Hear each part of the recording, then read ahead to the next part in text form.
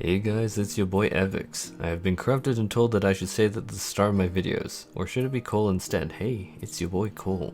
I don't know, so let me know in the comments. So in this video, I'm going to be discussing the user interface changes that would absolutely radically shake up my gameplay experience, and I mean very significantly. These are things that if implemented, I would be freaking out and absolutely jumping for joy. So the past few videos on my channel have been about how people are getting banned for third-party tool usage, but in the article about the bans and the clampdown, they talked about how Square Enix was going to try and make some of the user interface changes as part of Final Fantasy XIV. So that's what I'm here to do in this video, because this is something I'm highly invested in. I guess that's probably very obvious at this point, but we're going to be going from some pretty basic things to more advanced things, building on those basic things, and I'm going to be timestamping out in this video each step of the way. First up is going to be party frames, and this is going to be a game changer. This impacts obviously all tanks and healers to a revolting degree. There is no escaping it if you play those roles, but it's also going to impact summoners, red mages, dragoons, bards, dancers, and black mages, obviously, even black mages too with their teleport. Basically, this next point on party frames impacts just about everyone. I want mouse over party frames where I can right click or left click or some key combination like control and right click or control in the middle mouse button of mine, and some key combination that can cast something on that particular target that my mouse cursor is hovered over. I'm going to try and have some example footage in the background right now. This is highly relevant in 14. Take tanks for instance. Dark Knights can make their rather intimidating user interface with macros and bars beside the party frames, which is something that like close friends of mine even use. But this, however, is not only extremely hard to set up, uses a lot of macro slots, it's fragile to breaks and changes, but also suffers all of the problems of macros to begin with, such as you can't queue macros. It would be infinitely easier to click on the party frame like I can on my Resto Druid in the background footage right now. Like, infinitely. Use cases with this just explode when you think about healers. The same idea applies to swapping cardio tactics, or an emergency illustrate on a low target DPS that's gonna die, or applying Krasis, or throwing down Excog. Really, when you have this, you are lowering the amount of inputs that you need to do in order to get an action out there, meaning that you're more likely to save someone in that kind of situation. Not to mention, this would also allow you to focus your attention on the main target, the raid boss, and not need to constantly swap back and forth, which is something that me and many other healers have gotten used to. But when I tried World of Warcraft on my Resto Druid, I was like, oh, this is so much nicer in so many ways. See, I'm not ripping on 14 healing. You guys know I'm not. But what I'm saying is that that was a game changer for me. It was such a huge and quality of life increase that as a healer, when I tried World of Warcraft, I was genuinely shocked. Genuinely, it was jarring. It was so good. So if this was implemented properly and configurable, you would boost my fun as a healer significantly. The next point is related to party frames, but it does stand on its own as something very different from mouse over like commands like that. I want to be able to configure party frames to show specifically what information I want at very specific locations that I choose. Take for instance the cardio target. I need to know who it is on and who I'd swap it to. I'd like to be able to specify a specific location for this in the party frame for a quick reference that my eyes can just passively get. In my Druid user interface, there are clear locations for a bouquet of personal defenses, other stuff. We're avoiding bouquets in this video though, because that is diving down a very deep rabbit hole. But more relevant here, more relevant to my concerns here, is there are specific locations for each of my heal over time effects that I can even configure their size even to make it very visible. I need to be able to quickly glance, know what is up, and who has or hasn't been hit by a cooldown of mine. Take a Sage's Caracol, that is a heal over time effect and 10% damage mitigation. That's significant. And if they don't have that, I want to know that very quickly so that I can try and save them or try and make up for it somehow. Or Panheima, or basically any party heal or buff with range really. Obviously this impacts more than just healers. That's like, did everyone get hit by like my summoner personal buff for Dragoon's Battle Litany? Not just a healer tank thing. Lastly, to close off this section on party frames, is this gets into buff timers, where I can see in my Druid's user interface very clearly see the remaining duration before the fall off of a buff. That kind of information is extremely nice for me, and I could use that as a cooldown tracker where cooldowns I specify to track for each job are tracked, but that's less of a concern of mine personally than knowing the duration of the buffs that I have on allies. Such as, how to put it in a different way. If you don't know how to align raid buffs in a 2-minute window, we have a bigger problem as a team that we need to work through, but I don't feel that I need a user interface element to tell me that. I'm gonna find that out through probably hitting Enrage or some other metric. The buff timers really are going to help me in the heat of the moment of combat. There's like an infinite number of examples, but take Sage's Crisis ability or Scholar's Protraction ability. I want to know how much longer that's going to last on a target. Or Bard's Nature's Menace that's going to boost the healing on the tank. How long do I have until I have to get out my recitation, add low deployment tactics, which is a big beefy shield. That is a very significant combo. More and more examples exist obviously, but I'm kind of just spitballing here, guys. Now before my next section, I want to be able to put down Sacred Soil with a single button tap. Not double tap because that requires more effort. It's so much better than placement was before with the double tap, but compared to my efflorescent single tap put down on my druid, it's actually such a pain. I definitely see this as something that I really want. This next section, we're going to be lightly building it up. We're going to start out pretty basic and then layer on top just as we get more and more advanced until the final end goal.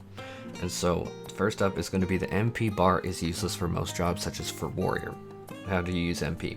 But it is extremely important for Dark Knight to keep constant track of, since Dark Knight fundamentally requires you to be able to juggle if you spend 3k MP on either Edge of Shadow or the Blackest Night Shield, which obviously not all circumstances calls for TBN to be used, since if it doesn't pop, that's clearly a DPS loss, not to mention you obviously didn't need the mitigation in the first place then. So awareness at all times is vital here if you're MP, and in truth is a major reason why I've shied away from the Dark Knight in recent times. You honestly just can't play it as effectively as you could if you don't have this information, so the user interface would actually be massively impactful here. What I'd like would be to have the ability to create custom standalone user interface bars showing the amount of MP I have. This could be based off of the design for the simple mode bars like the Sage's Adder Skull Gauge and the simple mode shown right now on the screen. Literally a basic bar that fills. In an ideal world, I'd want this to be resizable, colorable, shapeable, make it different shapes like a half circle wheel like what I have in my WoW user interface for Druid. I'm going to step that up a notch and make it so that we can configure any character stat, ability cooldown, ability duration, or statistical values to be represented this way. An example of a character stat that I'd want to have as a visual indicator is actually on Warrior for the duration of Surging Tempest. This has been something that has been highly requested, at least by me and a few other my friends that I know in the community, that we really would like this. Dark Knight has something similar, but the Warrior still doesn't. This would unironically be very important and very big change for me. Just having a bar like ticking down, even if it's just a basic vertical bar, that would go really far for me. Now, whether it's a bar like my Tranquility cooldown or a conditionally shown icon like during my sprint here in World of Warcraft, I'd love both options. I don't care, just give me like the ability to like choose those. You can see this being highly desired for abilities like sprint, tank cooldowns is a very big one, tank cooldown's a very big one, or mitigation abilities like Addle or Feint. Like if you're a red mage, you'd want to know, oh, is my Addle going to be up? Do I need magic barrier for this? You need to know that information in the heat of battle. Now I'm going to say that the name of this is called Weak Auras in World of Warcraft, and it is a very, very powerful mod and something that I find incredibly useful to say the least. And personally, I'd take an almost one-to-one direct equivalent if we could have something like this, like my World of Warcraft Druid user interface for like things like Life Bloom for Scholar Sacred Soil or Sage's Caracol. Those are two incredibly powerful cooldowns that I want to keep track of their duration and cooldown at all times. I actually find it so much cleaner to visualize them than me referring to half of Sacred Soil's icon, which is what I mentally have been doing now. I actually took a moment and I'm like, wait, how do I keep track of that now? And it's like I literally look for half of Sage's Sacred Soil icon. But in the current World of Warcraft example, you can see that it keeps track of the Life Bloom duration, which is obviously another very important ability that you want to keep up. The final touch is something that most people ignore or didn't even think about, but it's something that I crave as an auditory person, and in my World of Warcraft user interface has been revolutionary for me, which I know isn't the normal type for gamers from everything I've been told. I know most people aren't auditory here, but I want to be able to set specific sound effects on my own to inform me of particular conditions being satisfied. Like for instance, if Seraph is off of cooldown, I need to know that. Seraph is huge and it's just Seraph is very important to say the least to any scholar. I want to have it have its own sound effect I assign to it coming off of cooldown. Obviously, I'd want another sound effect for something like Sacred Soil coming off a cooldown or other conditions, totally different sound effects that I'd want to configure. Or, oh lord, one thing that I've also wanted for years is a sound effect that gets scarier and scarier when Aetherflow is almost off of cooldown. I'm not even joking. Like, let me have a conditional spooky sound effect to start at 10 seconds until Aetherflow's off of cooldown that just gets scarier and scarier. Like, think about like the Jaws music, nah. Okay, I'm stopping. But until it's back off of cooldown, I really want that. I'd actually use the absolute heck of it. You freaking know it.